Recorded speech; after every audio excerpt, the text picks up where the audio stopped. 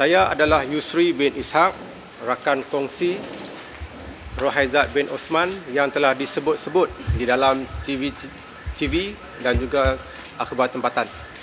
Jadi kemunculan saya hari ini adalah untuk membuat satu kenyataan akhbar untuk menyatakan apa yang sebenarnya berlaku sehingga menyebabkan rakan kongsi saya telah dibatalkan pendaftaran program bela dan program cara. Sekarang saya akan bacakan kenyataan akhbar saya. Pada tahun 2002, Koperasi Pekebun Getah Pulau Pinang Berhad bercadang untuk membeli sebidang tanah untuk meluaskan perniagaan mereka dan telah melantik firma guaman Saif Arif dan Rohaizat untuk menguruskan pembelian tanah tersebut. Saya dan Rohaizat telah berbincang dengan lembaga pengarah koperasi tentang syarat-syarat penjanjian jual beli tersebut, dan setelah semua dipersetujui, saya telah menyediakan perjanjian jual beli tanah tersebut. Untuk tujuan pembelian ini, koperasi telah memohon pinjaman lebih kurang 320,000 dari Jabatan Pembangunan Koperasi, dan pinjaman tersebut telah diluluskan dan wang tersebut telah didepositkan ke dalam akaun klien di firma guaman. Namun atas sebab masalah komunikasi dengan penjual yang tinggal di Aceh, jual beli tanah telah tidak dapat disempurnakan. Dan dalam pada itu, koperasi memerlukan sejumlah wang untuk tujuan pengembangan perniagaan mereka. Saya telah menandatangani satu cek berjumlah 100,000 atas nama koperasi dan diberikan kepada pihak koperasi. Maka baki ringgit Malaysia 220,000 masih tersimpan di dalam akaun firma. Sementara itu, seorang pelanggan untuk kenalan Encik Rohaizat juga telah membeli sebidang tanah dengan harga 130,000 dan telah memohon jasa baik firma untuk membiayai bayaran baki yang berjumlah ringgit Malaysia 100,000. Beliau telah terdahulu membayar 30,000 kepada penjual dan firma telah bersetuju untuk meminjamkan ringgit Malaysia 100,000 yang telah diambil daripada wang koperasi kepada pelanggan tersebut untuk menyempurnakan jual beli tanah tersebut dengan syarat beliau membayar balik pinjaman tersebut.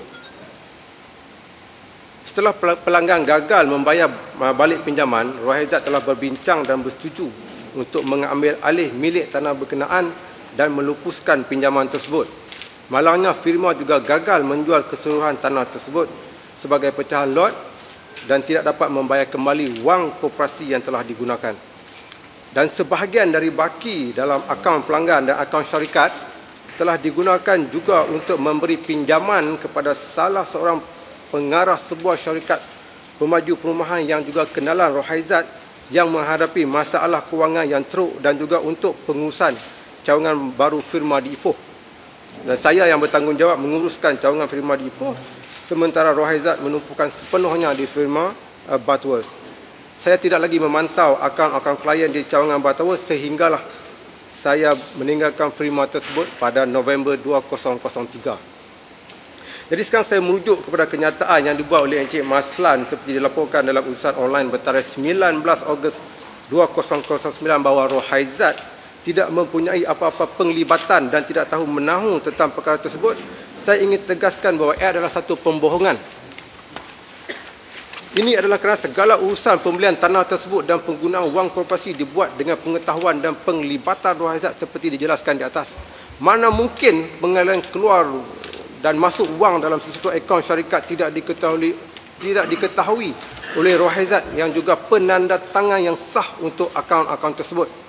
Sepatutnya Rohaizat menceritakan perkara sebenar dan tidak meletakkan tanggungjawab dan kesalahan hanya kepada rakan kongsi untuk membebaskan dirinya sendiri.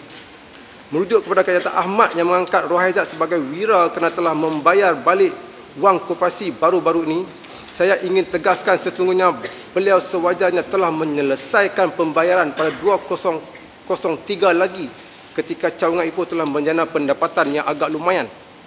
Saya juga diingatkan bahawa cawangan Ipoh ditubuhkan dan diuruskan dan dengan sebahagiannya menggunakan wang dari akaun klien Koperasi Pekebun Getah Negeri Pulau Pinang. Layakkah title itu diberikan oleh Ahmad kepada Rohaizat? yang saya percaya Ahmad Mazlan tidak sedar akan kedudukan sebenarnya, atau lebih malang lagi kalau beliau sengaja berpura-pura tidak tahu.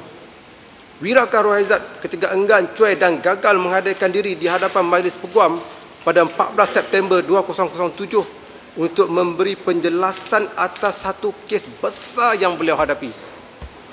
Dakwaan Ahmad Mazlan bahawa Rohaizat tidak mempunyai apa-apa penglibatan atau pengetahuan mengenai transaksi jual beli tanah itu menggambarkan Rohaizat selaku senior partner dalam firma tersebut tidak tahu apa-apa tentang urusan pejabat, urusan takbir pejabat. Apakah dakwaan Ahmad Mazlan ini logik dan munasabah?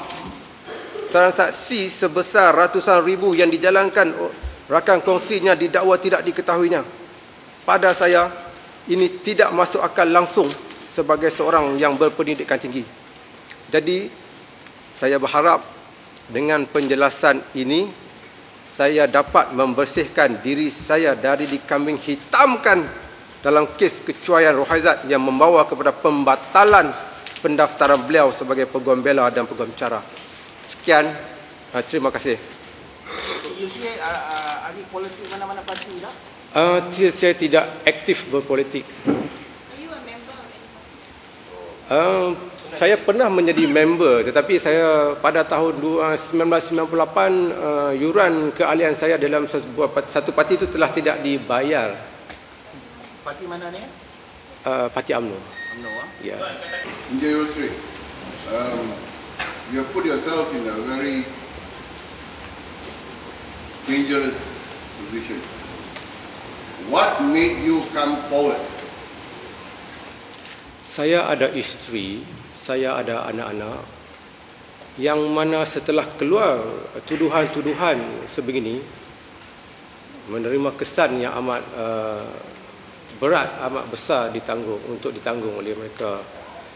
Jadi sebagai suami, sebagai ayah dan sebagai anak kepada orang tua saya bertanggungjawab untuk tampil ke hadapan menceritakan apa yang saya tahu berkenaan dengan hal ini. Tujuan semata-mata untuk membersihkan nama saya dan memberi peluang kepada rakyat Malaysia mengetahui daripada pihak saya pula setelah diorang mendengar daripada pihak Rohaizat dan UMNO.